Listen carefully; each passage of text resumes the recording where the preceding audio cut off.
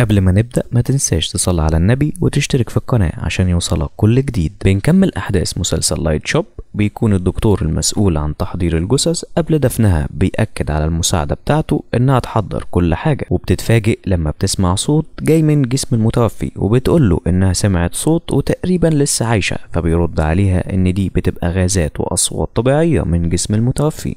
وبيبتدوا انهم يجهزوها وبيحضرها انها تخش لمدة 3 ايام في تلاجة الحفظ، وبيقفل عليها وبيمشي. وبتبقى الممرضة K1 في طريقها للمستشفى وبتدخل المصعد، وبيدخل معاها شخص غريب وبيقول لها انه رايح لغرفة العناية المركزة، وبيسألها لو في ناس كتير في حالة حرجة، وبترد عليه ان ارادتهم هي اللي هتحدد. وبيبتدي انه ينهار، وبتشوف ان المكان بيتملي مية وبتخاف وبتحاول تهديه، وبتفوق K1 وبيبقى كل ده من خيالها. وبتتكلم مع الممرضة هيو وبتسألها فين المريض اللي كان محتاج عناية مركزة، وبترد هيو ان بسبب الحادثة المأساوية وكل السراير محجوزة. وبتقول K1 انها تعرضت لحادث وهي صغيرة وانها فقدت الوعي وبتشعر باللي المرضى فيه دلوقتي، وبتقول انها هتنقل المريض للغرفة بتاعته بنفسها، وبتتكلم معاه انه يهتم بصحته ويقلع عن الشرب. وبتقول انه مش عارف خطورة اللي هو فيه، وان سبب رؤيته للاشخاص وخوفه منهم انه كان بيقرب على مرحلة الموت، وانها عانت من كده لما تعرضت لحادث سير وفقدت الوعي، وانه لما يشوف شخص من دول ما يقلقش خالص ويتعامل معاه عادي.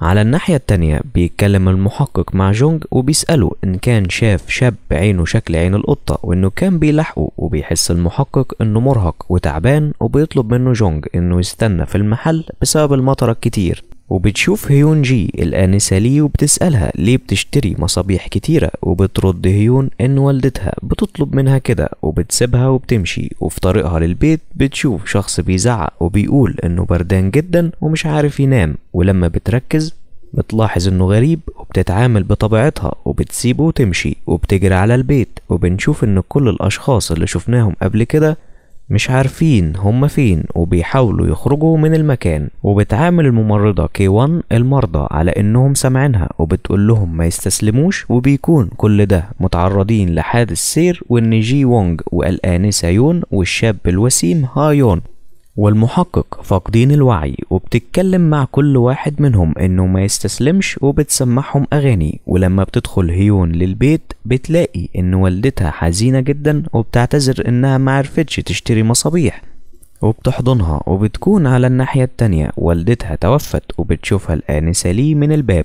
بنرجع للماضي وبنشوف هايون بيبعت رسائل لحبيبته الآنسة ليه، وبتكون زعلانة ومتضايقة. وبيكون هايون بيجهز خاتم الجواز، وبتفتكر ليه ان والدة هايون كتبت لها انها تبعد عن ابنها، وده لان ليه ما بتسمعش وما بتتكلمش وهي مش عايزة ابنها يرتبط بيها. وكمان الآنسة الجميلة يون بتشوف شقة جديدة ومعاها حبيبتها هيو وان، وبتقول هيو انهم مش هيقدروا يكملوا، وبتتضايق وبتمشي من الشقة.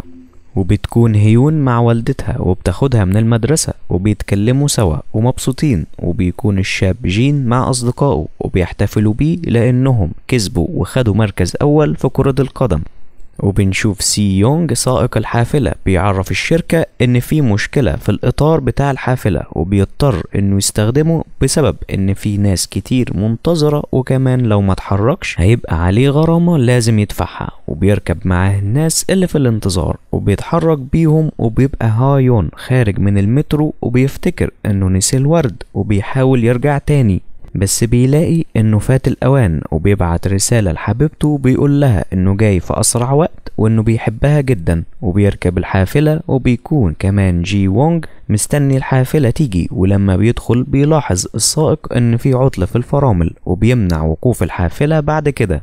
وبتكون يون متعصبة جدا وبتتكلم مع هيو وان انها تبعد عنها، وبترد هيو وان ان علاقتهم صعب انها تتحقق بسبب انها كبيرة في السن، واللي بيشوفهم بيفتكرها ام وبنتها. وبتتعصب يون وبتقول انها مش عايزاها في حياتها تاني، وبترمي الجزمة بتاعتها، وده بيخلي الحافلة تقف. وبتدخل وراها هيو وان وبتحاول هيون ووالدتها انهم يوقفوا الحافلة عشان يركبوا، وده بيخلي سيونج يوقف الحافلة عشان يخليهم يركبوا. وطبعا بعد شوية وقت بتنفجر الاطار بتاع الحافلة وبتتقلب، وبيحاول سيونج انه يسيطر عليها وبتخبط فيهم عربية تانية وبيطلعوا بره الجسر، وده بيخليهم يقعوا في المية. وبتكون الآنسة لي في طريقها للجسر عشان تنتظر فيه هايون، وبتشوف الحافلة بتقع في المية وبتتصل بسرعة على الإسعاف وما بتعرفش إنها تتكلم، فبتجري بسرعة عشان تلحقهم. وفي المستشفى بتكون مزدحمة جدا وبيحاولوا إنهم ينقذوهم، وبتبقى ليه مصدومة من اللي بيحصل. وبيبتدي الدكاترة يخرجوا المرضى واحد واحد وبيتعرفوا عليهم أهاليهم عشان يكملوا إجراءات المستشفى. وبتتصل ليه على هايون وبتشوف والدته التليفون وبتتعصب وبتبعت لها إن هايون مات وإنها السبب في اللي حصل له، وبتنهار من العياط.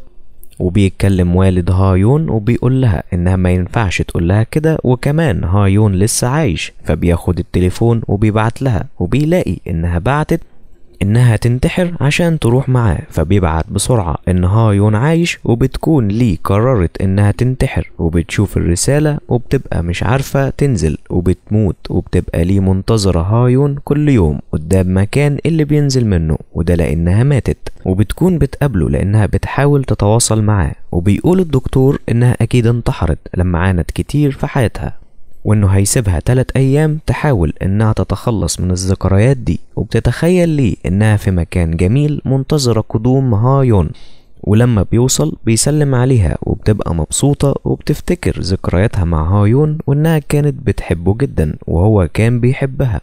وبتنهار لما بتفوق وبتلاقي انها مش معاه، وكمان ايديها اتأذت بسبب خبطها على الكرسي. وبنشوف ان هايون لما بيرجع من شغله ما بيتكلمش معاها وبيمشي، وبعد خطوات بيقع ويموت. وبيكون في الوقت ده عمال تنظيف في بيت لي، وده علشان يجمعوا ممتلكاتها ويفضوا البيت. وبيحس واحد من العمال ان في حركة في البيت وبيخاف وبيقول انهم لازم يمشوا لان روحها لسه في البيت. تاني يوم بيرجع هايون من الشغل وبيسيبها وبيمشي برضه وبيقع يموت، لكن تاني مرة بيقرب وبيتشجع يكلمها. وبتشوف ليه ان هايون بينزف، ولما بتتجاهله وبيسيبها ويمشي بيقع على الارض وبيموت. وبيجي اليوم اللي بعده وبيحميها من المطرة، وبتطلب ليه انهم يتقابلوا بكرة كمان. على الناحية التانية بيعرف الدكتور ان عدى 3 ايام، ولما حاولت الممرضة انها تطلعها كان الباب مقفول جامد. وبيرد ان المتوفي الغضب مليه جدا. على الناحية التانية بيطلب جونج من المحقق انه يستنى هنا عشان الجو ممطر وممكن يكون الشخص اللي بيلاحقه يدخل المحل. وبيسأله المحقق عن عمر جونج وسبب انه لابس نظارة طول الوقت وليه المحل فاتح برضه طول الوقت. وبيرد جونج وبيسأل المحقق هل عنده أولاد ولا لأ، فبيقول المحقق إنه هيقوم يبحث عن المجرم وبيمشي. وبيفضل يلاحق صوت جاي من كل مكان، وبيفتكر إن زوجته أجهضت الطفل وإنها كانت حزينة جدا، وإنه في الوقت ده ما كانش جنبها لما احتاجته. ولما بيرجع البيت ما بيلاقيهاش، وبيفضل يدور وبيبحث عن الشخص اللي كان بيلاحقه بس ما بيلاقيهوش، وبيكون متعب جدا. وبنشوف هيون راجع البيت وخايفة جدا، وبيدخل معاها المصعد هايون. ولما بتوصل بتطلع تجري، وبيسألها هايون هي قابلته قبل كده، وبتقول لأ أول مرة، وبيقع يموت. وبتيجي الآنسة لي وبتقول لها إنه حبيبها، فبتدخلها والدتها بسرعة البيت وبتقول لها ما تعملش صوت. وبتكون لي بتبص عليهم من الباب، وبتتعصب هيون على والدتها انها بتخليها تشتري مصابيح كتير وانها مش فاهمة حاجة. وبتحاول والدتها انها توصل لها رسالة، بس هيون بتبقى متعصبة وبتكسر المصابيح. وبتاخد لي جسم هايون وبتمشي.